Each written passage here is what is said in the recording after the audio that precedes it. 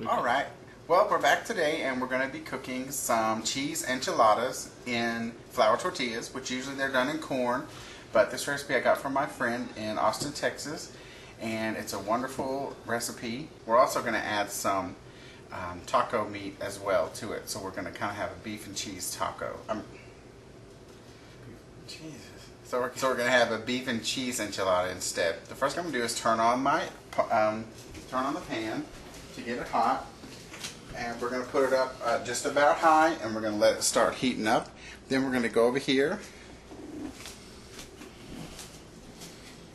and I don't make my own enchilada sauce, so we're just going to have a store-bought brand, and we're going to shake it up a little bit because, you know, sometimes it gets gross.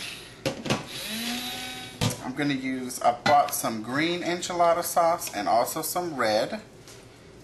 And we're going to make about 10 enchiladas today, so that's pretty much one pack of everything, except for the red enchilada sauce. I got a big one here, or you can use 2 of the smaller cans. And we're going to pour that in there also.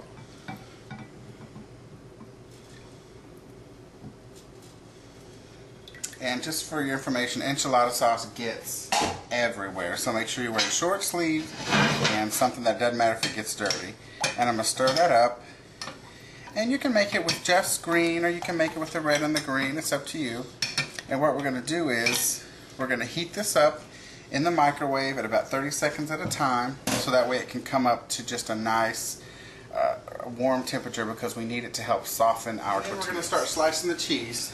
The cheese that we're using today is a Munster cheese, and you can usually find it in a block. If not, you can usually find it sliced. And either way, we just want to get it into some nice slices. And the reason that we're using Munster cheese is because it's a lot lighter texture, softer than just cheddar by itself.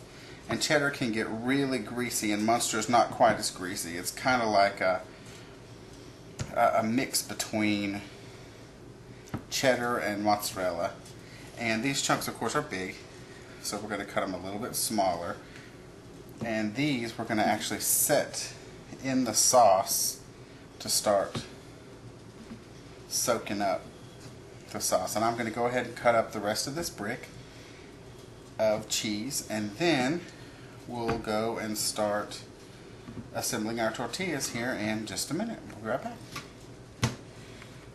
So we continue to cut up the cheese into the right size, and if you're using a sliced one, it's kind of nicer to get it sliced, because then you can stack them on top of each other and they absorb more sauce inside of there.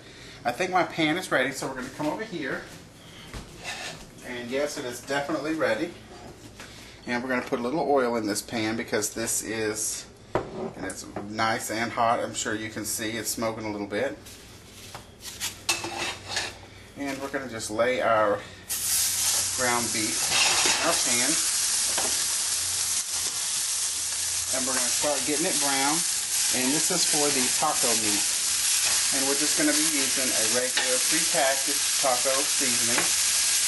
So as soon as this is brown, we'll add that in, and we'll continue to get our enchiladas ready. And also, some people are concerned about using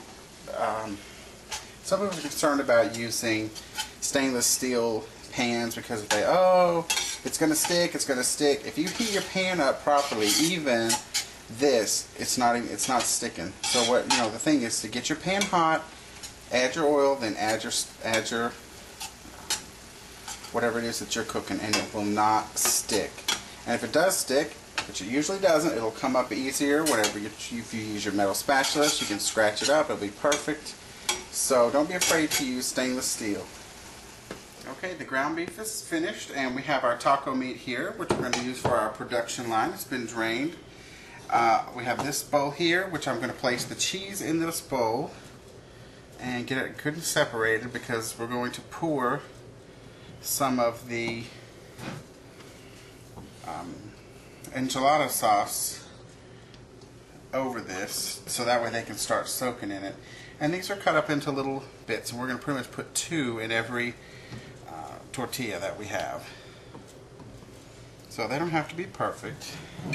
And then we're going to pour just a little bit of sauce over them, so that way they have a little bit, and we're probably going to reach in and grab them from down there. Make sure you've washed your hands, and you want to work on a glass surface if you have it. Just countertops. This enchilada sauce will stain anything it comes into contact to. So just be prepared that it's going to be messy. You're going to be messy up to your elbows, your cuticles, and under your nails and everything else. Alright, let's get started.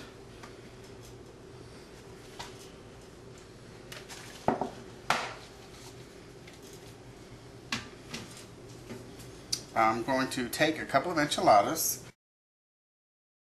and I've got my little enchilada warmer, and it works perfect for this. I'm going to pour some enchilada sauce in there, and remember, this is just warm, it's not hot. We don't want to melt our cheese or anything else. I have my dish close by. You want everything as close as possible because you do not want to have to walk across your kitchen, or else everything is going to be a mess. We're just going to dip it in, and hopefully yours will not get stuck. You want it well coated.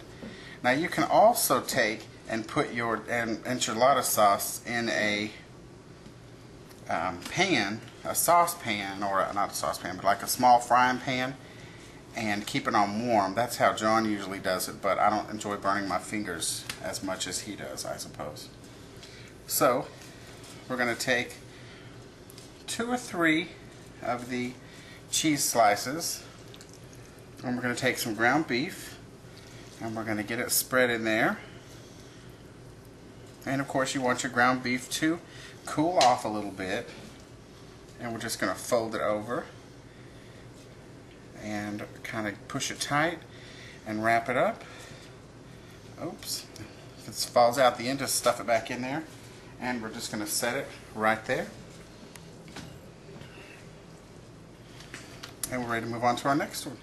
Also, one thing I had forgot to say, if your tortillas do fall apart on you, then what you can do is just put them in the bag, or leave them in the bag, and put them in the microwave for about 10 seconds or so, 15 seconds, just to get them pliable enough, because you don't want them to break, you don't want them to tear, because then once they get in the oven, it makes it a little bit more easier for them to get messed up later. But you know, it's not a problem. Also, I've already heated my oven up to 350 degrees, so that'll be getting started here pretty soon and be ready for us. And I'm about halfway done here, so we'll be back in just a minute.